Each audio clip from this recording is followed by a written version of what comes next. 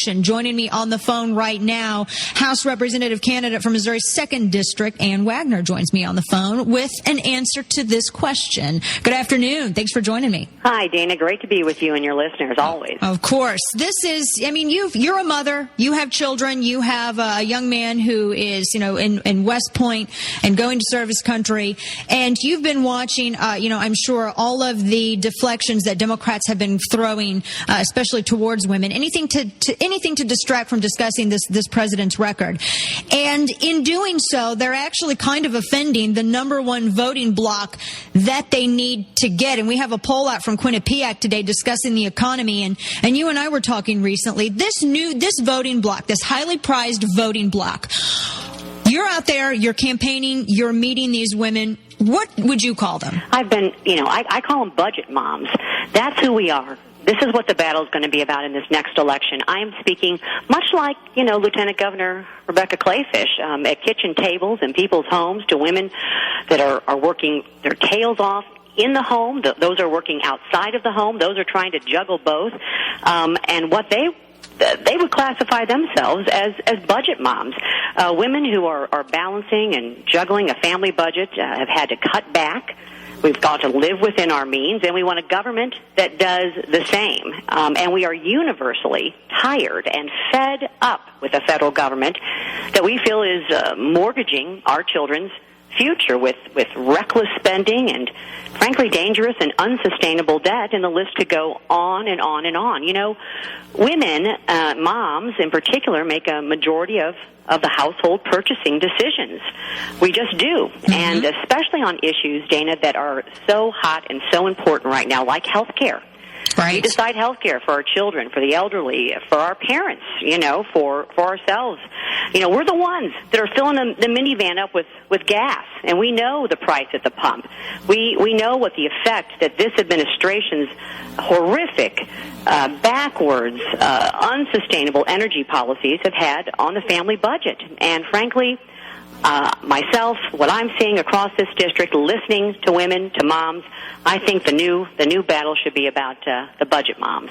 Yes, and that's true too. And looking at all of the polling, I watch as Democrats they try to promote, well, the president has a 10-point lead amongst women, but that's kind of a distraction, especially when you break it down, as you were saying, to some of these issues that are really important to women. When you talk about the economy, the latest Quinnipiac poll published by the Washington Times shows that that's the number one issue with voters. That's the number one issue with women. And it's also the very area in which Barack Obama scores the lowest and is the most vulnerable. And I don't know how Democrats going into this fall election, they can't, you can only deflect so much. They're going to have to do something about that if they expect to even stand a chance. Because right now, him only having this slim margin going into the general is kind of scary, and you see it. Women are fighting back. We are fighting back. It's all about, this White House and this administration are all about distract and divide. And of course they have no record to talk about. So instead, they divide us. They try to pit American against American, and I find it all, frankly, very un-American. Mm-hmm. They're pitting us against each other and dividing us by class. We've seen it by race, by age. And, you saw the ads in the last cycle where they were, wheeling Granny over the cliff in a wheelchair. Mm-hmm. Now they're trying to divide us by gender.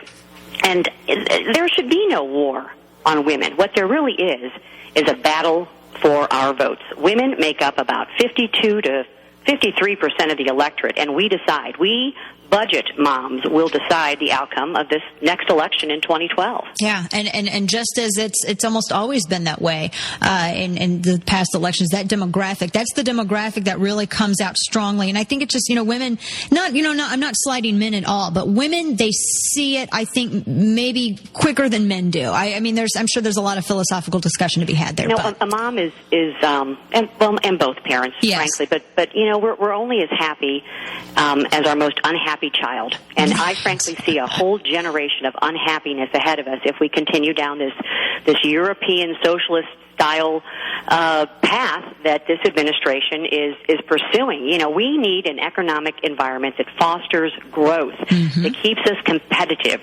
will help create an environment where jobs and opportunity and innovation can flourish. You know, we want the free enterprise system to rule and for government to get out of the way and off the backs of hardworking people trying to make a living. What we budget moms want is for our children to have the same shot at the American dream as we had, as our parents had. I mean, I want them to recognize their full potential and be productive and independent and happy. And, you know, I think, as I said, as I speak across the district, as I'm sure, I mean, Rebecca Kleefisch, what a rock star she is up in Wisconsin. And she's done the same thing at kitchen tables all over Wisconsin. She's a fed-up mom like I am, and who finally decided, you know what, it's time that we take our country back.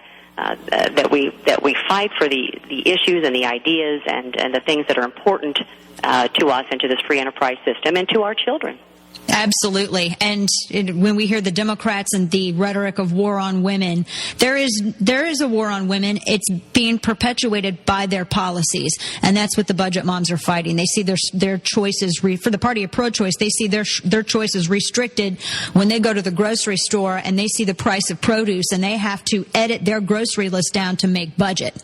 Or fill the gas. I mean, my goodness, that's the biggest wake-up call that I think, you know, men and women, and particularly moms that I said that are filling up that minivan are seeing across, right. Certainly across the 2nd District and across our country, and it's deplorable, and it's because of the policies of this administration. You know, we've got a clear choice in this next election. It's going to be about who we are as a nation and a people, and we can either continue down this path of the nanny state, of socialism, of the lack of an ownership society, or, you know, we can move back to the free enterprise system where there's limited government, where we return states' rights, where we follow the Constitution, and where we actually foster an environment where we can grow our economy, where our children and our grandchildren can have the kind of opportunities that we've all had.